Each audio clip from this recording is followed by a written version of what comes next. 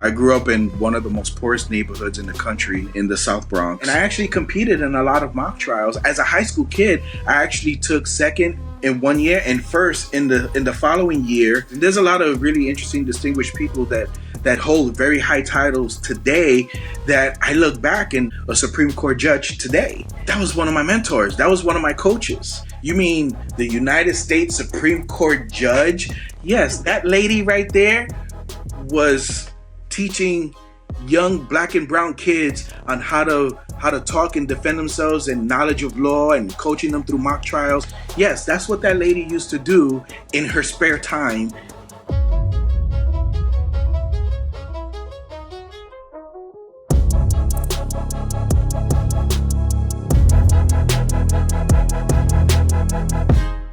Hello and welcome to the Degrees of Success podcast. I'm your host, Freda Richards, and today we have an incredible guest. He hails from the Bronx in New York City. He's a University of Phoenix alum 2 times. He's an Army vet, and he's currently the Vice President of Citigroup. Help me welcome Cesar Ramirez. Thank you so much for joining us. We're so excited to learn more about your story. Oh, it's my pleasure to be here. I'm excited. I'm looking forward to having some fun. Oh, for sure. That's exactly what this is going to be. A lot of fun. So let's dive directly in and talk about where you came from, what your foundation, what your childhood was like. Well, in a lot of places that I go to and I get the opportunity to speak at different venues, I always start off with, I'm just a poor kid from the Bronx. And literally, I'm just a poor kid from the Bronx. I grew up in one of the most poorest neighborhoods in the country. In the South Bronx. It's called Morrisania Air Rights. I grew up in the projects, and I went to public school all my life. And I lived in an environment where your block, your neighborhood was your home base. So it's like anything that was crazy that was going on outside of your neighborhood, as long as you could get back to your neighborhood, you were safe. So I got to see a lot of things, hear a lot of things, but knowing that journey between my home, school, or, to the supermarket or whatever, as long as we got back to our neighborhood, we were safe. So it was a tough neighborhood. It was a very tough time. As you could probably tell from the grades, I could date myself going back to the 70s. I was born in the 70s and I was raised in the Bronx, the 80s and 90s, and moved to Florida in 1999. 1999. Okay, so from New York to Florida. And what was that transition like and why did you move? Ooh, that is a really good question. So first of all, the transition was a culture shock. Culture shock, I can't express it any more than that. But I moved down because I got really frustrated with where my life was going when I lived in New York. College was not a focal point in my neighborhood. It wasn't even in how I grew up in my family. Most of my family either went straight, to work right out of high school. I have some police officers in my family. My father was air conditioning refrigeration engineer. So it was straight up blue collar, and so the idea of going to college wasn't part of our normal conversation until it was exposed to me through some friends or through some acquaintances.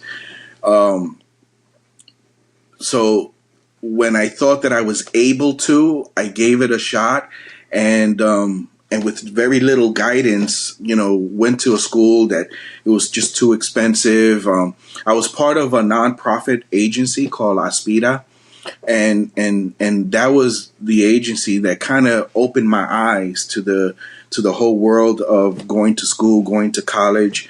That was when I went to this college fair, and the funny thing is that the college fair that I went to, I actually had to play hooky. In order to get permission I actually didn't get permission to go.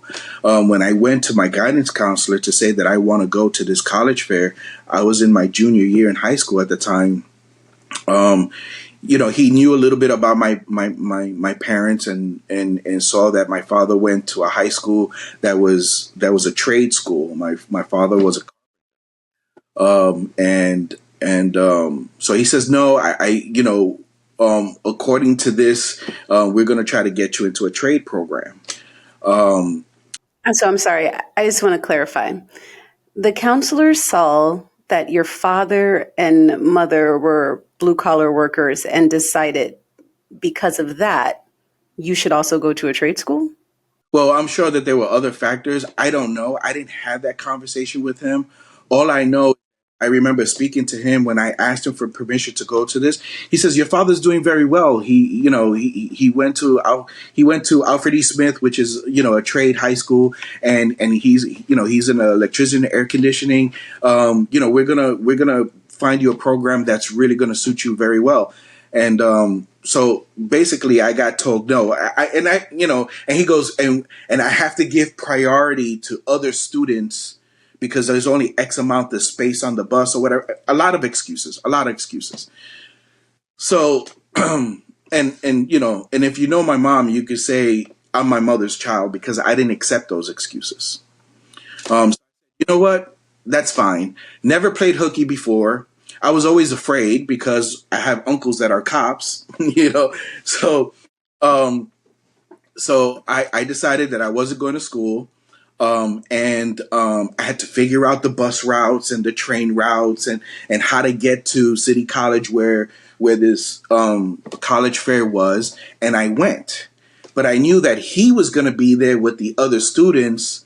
So the students that were my friends, I just told them, don't let them know that I'm here, and I avoided him whatever corridor he was at, I avoided him. So I spoke to a lot of, and at that point I was already saying, okay, so maybe he saw something in my grades or whatever. He didn't think that I was capable. So I stuck to junior colleges and community colleges, and I spoke to them. And there was a lot of really good schools there as well. I remember passing this one table, and I started talking to Borough of Manhattan Community College, the representative. So I'm talking to her now, and everything mostly in community college back in those days was all liberal arts or business, right? But mostly liberal arts. So I asked questions. They gave me a bag. I took materials, and I knew I had to take some tests and take some sort of college board exam and stuff like that. So right next to that table, I just kept on walking, and this man stopped me and said, "You're not going to ask me about my school?" And I looked up and I looked down at the placard and I said, "I'm sorry, I can't even spell Yale," thinking that my humor would give me an excuse to keep on going. So the man was from my same background. He was Puerto Rican, and then he looked at me. He goes, "Don't ever say that again. Don't think that you could use humor to mask what you're feeling. Let's talk for a little bit, because maybe Yale is not for you, but I can help you." And I said, "Sure." And then he asked me, "What do you want to do? What do you want to study?" I said, I'm interested in law.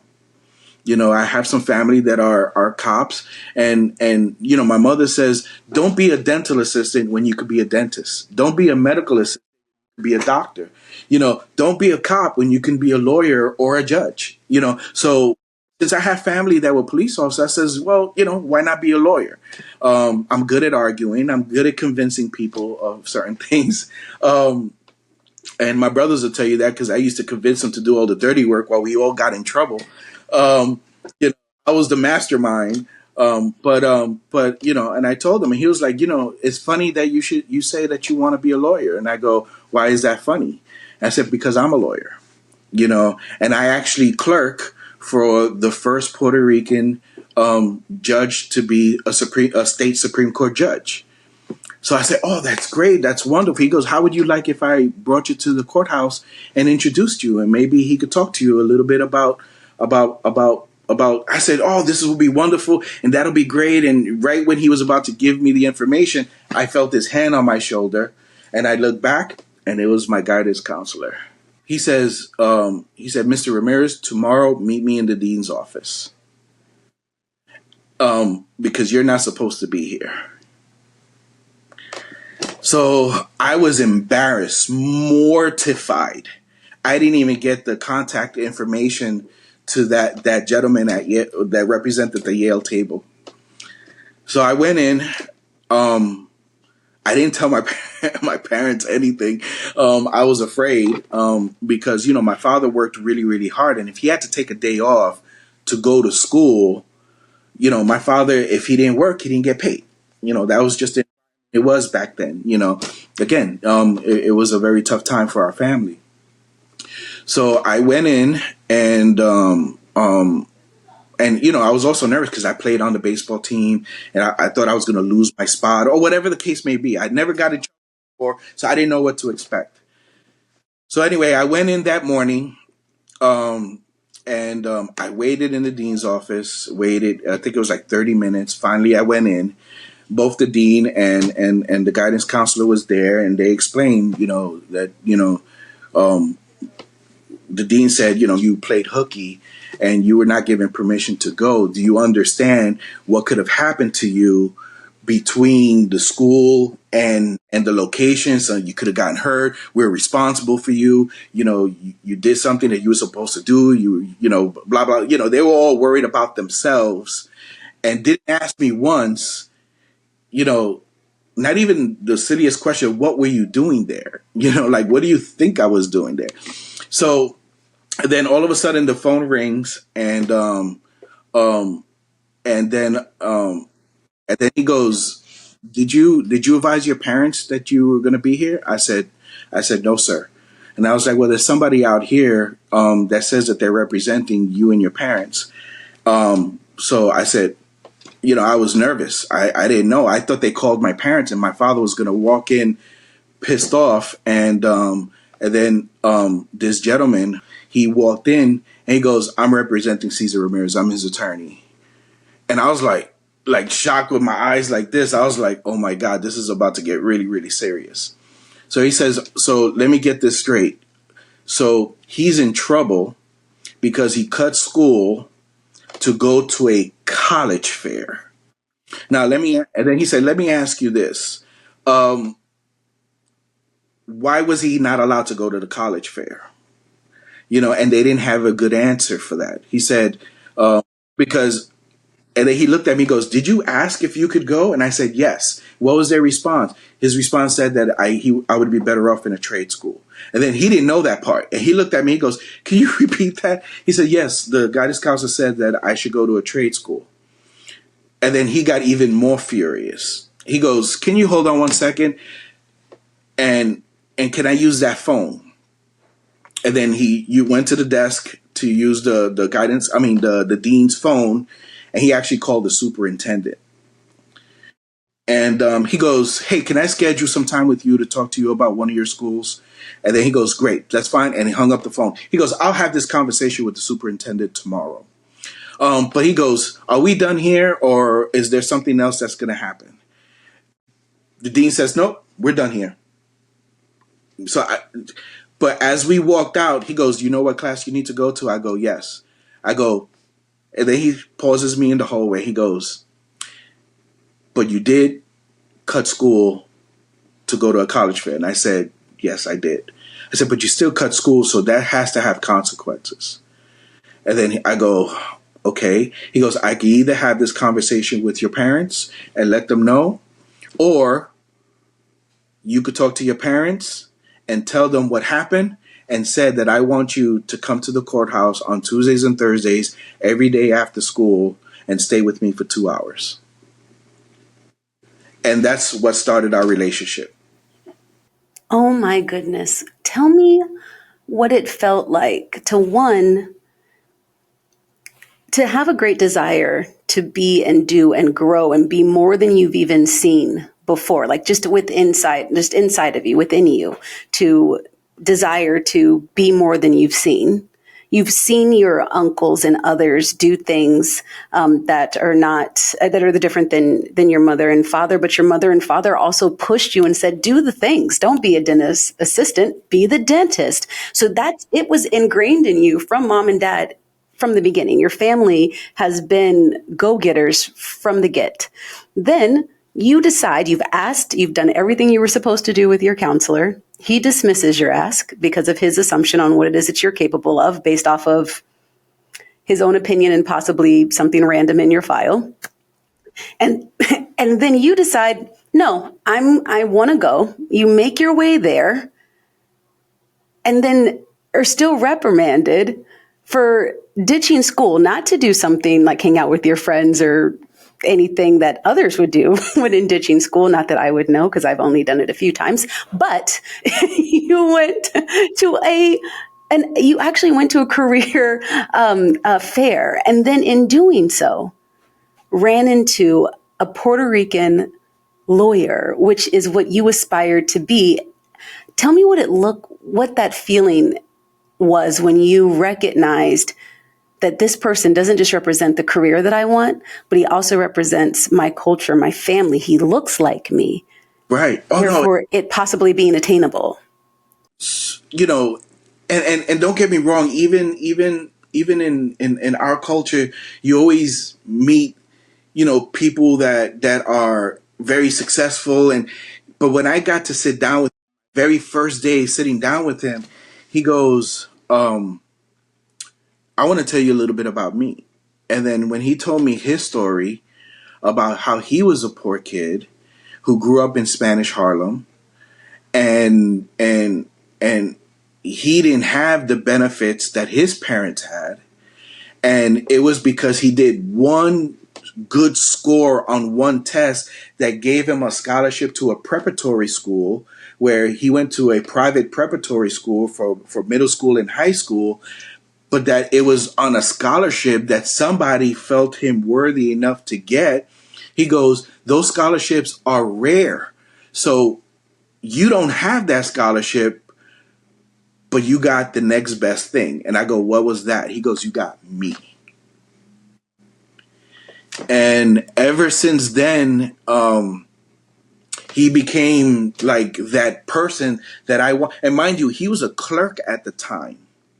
And when Mayor Dinkins won his election and he was in the process of appointing judges, he appointed him as a judge. And when he went to get sworn in, Mayor Dinkins asked him, do you want me to introduce you and hold the Bible? He goes, no, sir. With all due respect, I have somebody already in mind. And it turned out that I was the guy that helped push him into being that extra, not be a clerk, but to go in to be a judge. And he asked me. And then it's funny because Mayor Dinkins ended up introducing me as the future mayor of New York, of all things. But it just so happened that I had just a profound effect on him as he did on me. We became almost like brothers, like the big brother I never had that introduced me to a whole world of academia or professional people that have achieved things that is not impossible. And there's always obstacles that are always put in front of you, but it's if something as easy as getting there as a straight line, then everybody would have it. Life is full of obstacles, and if you give up once you get in front of one obstacle, then that means you didn't have that support system, because we all need that support system. So I had that support system, and every time something came in front of me, which was an obstacle, and trust me, my academic career was long and painful. But I knew that there was a light at the end of the tunnel. And when I finally got there and I walked down that aisle and I got my degree, all of those people that I met that gave me a chance, was there to congratulate me.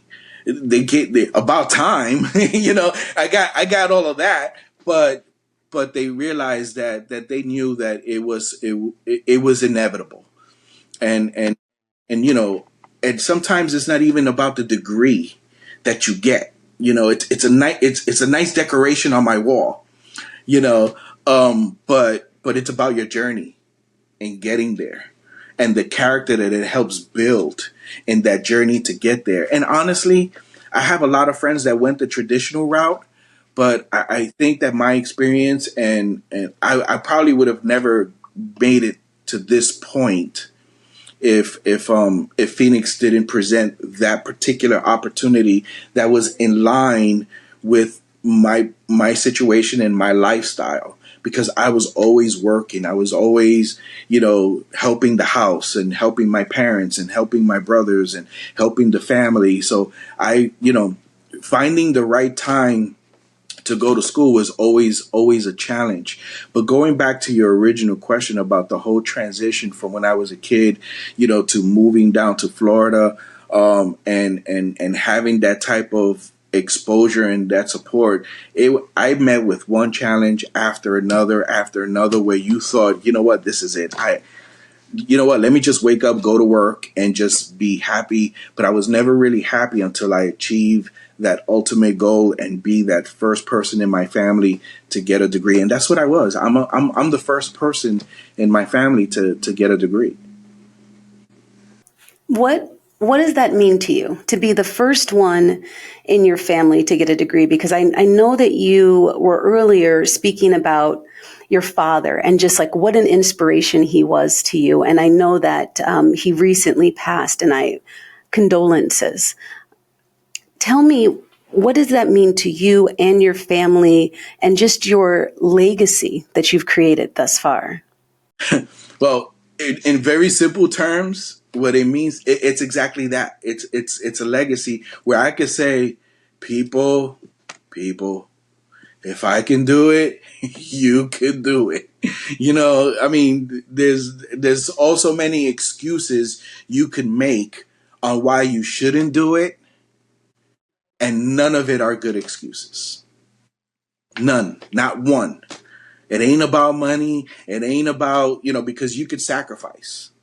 There's all kinds of sacrifices that could be made to get you to where you want to be. And if I could do it with all of the challenges that were presented in front of me, and let me tell you, I'm not going to say it was easy, because my first experience with college was back in 1992, and I didn't get my degree till 2008, because I was never in the right place at the right time where I can focus. I didn't have the luxury of just going to school and that's it. I had to work. I had responsibilities. And if I'm not going to get a B or an A, I'm not going to fail out and lose money.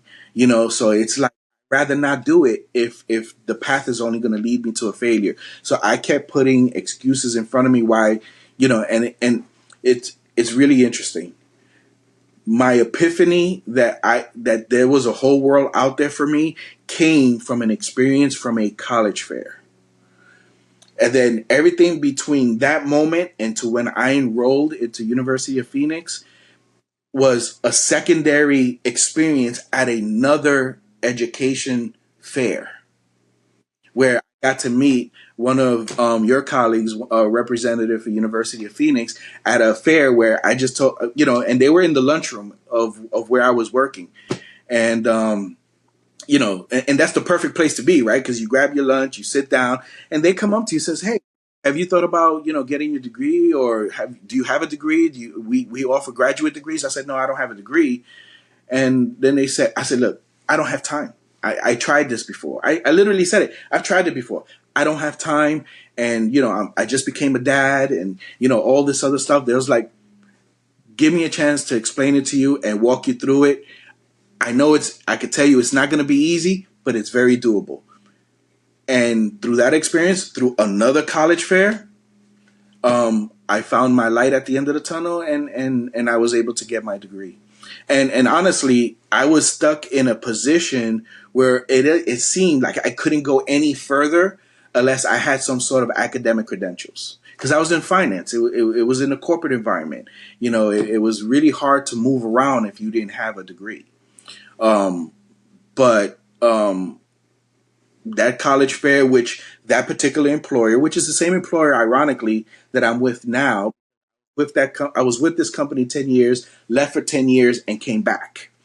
Other crazy story in itself, but it was another career fair that I was exposed to that gave me the opportunity to achieve a dream when I thought that that I was already needed to stop dreaming and just accept things for what they are.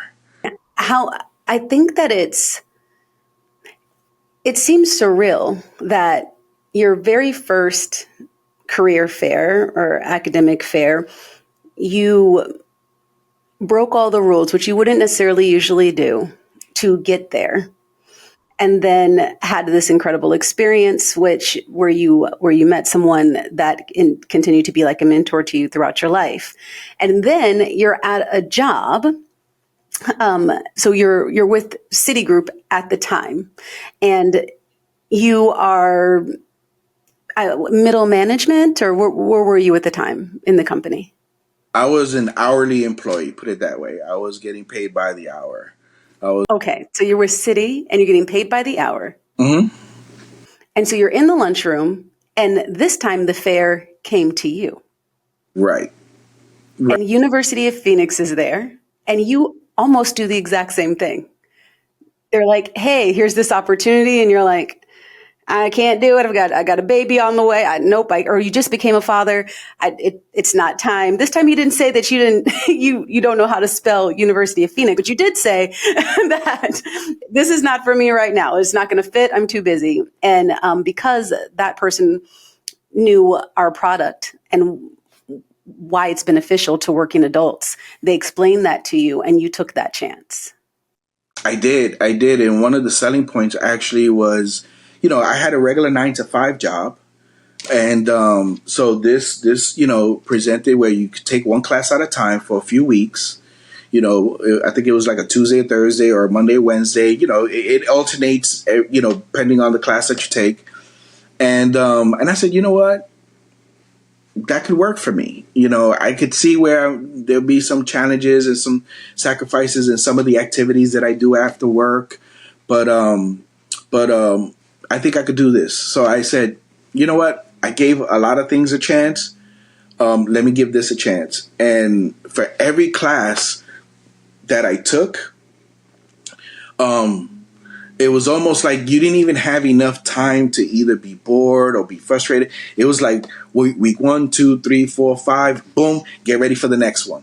And then you try to get that good grade because you got only those solid weeks to do the work. And then, and honestly, that B, I was like, oh, I got a B? I got to get a B better than that. So each class was almost like in competition with each one. And honestly, before you know it, it was like, wow, I only have 8 more classes to go. And then before you know it, I only have 4 more classes to go. Before you know it, I only have 3. And then before you know it, when you start having to fill out forms so that you could be part of commencement and getting your cap and gown, that's when it goes, oh my God, this is for real. I'm actually done. I'm almost done. Yeah. And when you got that paperwork, you didn't stop because you got the first set of forms to say you can graduate with that bachelor's and said, you know what, I'm going to go ahead and go for that master's. We just want to thank you so much for joining us and bringing energy and life into not only myself, but the people who are listening and watching. If they wanted to find you and maybe get some more of this encouragement, where would they be able to do that?